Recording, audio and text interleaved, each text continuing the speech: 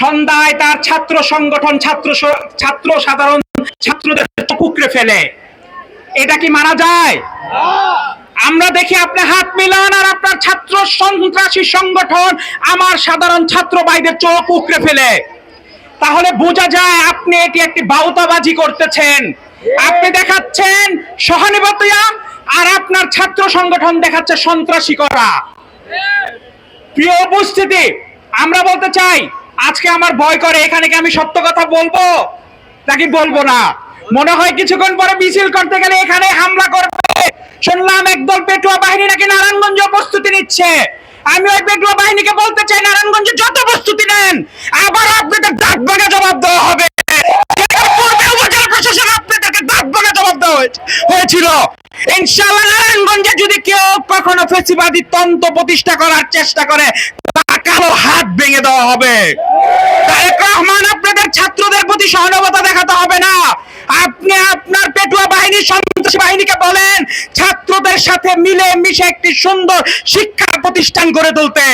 আমরা চাই না কোনো সাধারণ ছাত্র সংগঠন বা সাধারণ ছাত্রের কোনো চোখ উকড়ে ফেলা হোক, কিন্তু আমরা দেখতে পেয়েছি ক্ষমতার পরবর্তী সময়ে আপনার ছাত্র সংগঠন, আপনার যুব সংগঠন, আপনার যুব দল, ছাত্র দল, ছাত্রলীগ এবং যুবলীগে পরিণত হয়েছে।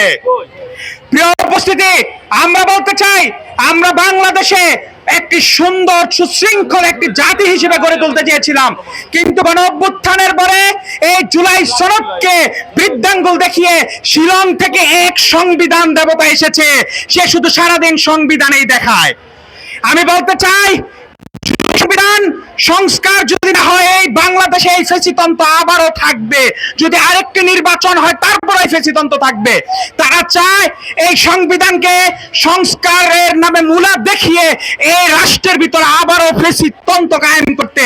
কারণ ফেসিতন্ত্র যদি কায়েম করা যায় তাহলে তারা অনির্দিষ্টকালের ক্ষমতায় থাকার তারা স্বপ্ন দেখে। যদি আপনি তারেক রহমান অনির্দিষ্টকালের স্বপ্ন দেখেন, আপনাকেও ভারতে যেরকম হাসিনাকে পাঠানো হয়েছে আপনাকেও লন্ডনে পাঠানো হবে ইনশাআল্লাহ। উপস্থিতি, আমরা আবারও আমরা এই বাংলাদেশে কোন গত যে পিরিয়ড গুলো ছিল সেই পিরিয়ডের যে বিরোধী দলরা বিভিন্ন ভাবে হরতাল আন্দোলন সংগ্রাম দিয়ে দেশে যেরকম অরাজকতা করেছে, এনসিপি বা 11 দলীয় জোট কখনো এরকম কোন অরাজকতা বাংলাদেশে করে নাই। আমরা এই সরকারকে সুযোগ দিয়েছি বাংলাদেশকে পরিবর্তন করার, সরকারি দল এবং বিরোধী দলকে ঐক্য হয়ে পরিবর্তন করার, কিন্তু তারা আমাদের এই সুযোগকে তারা হাতে নেয়নি। তারা কি করেছে? আমাদেরকে বৃদ্ধাঙ্গুলি রেখেছে, আমাদের উপর অত্যাচার, অনিয়ম, অবিচার করেছে। তারা আমাদের সাংবিধানিক অধিকার, আমাদের সভা সমাবেশ করে সেখানেও তারা হামলা করেছে।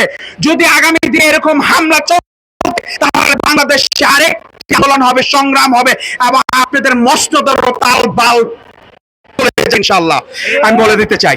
ধন্যবাদ।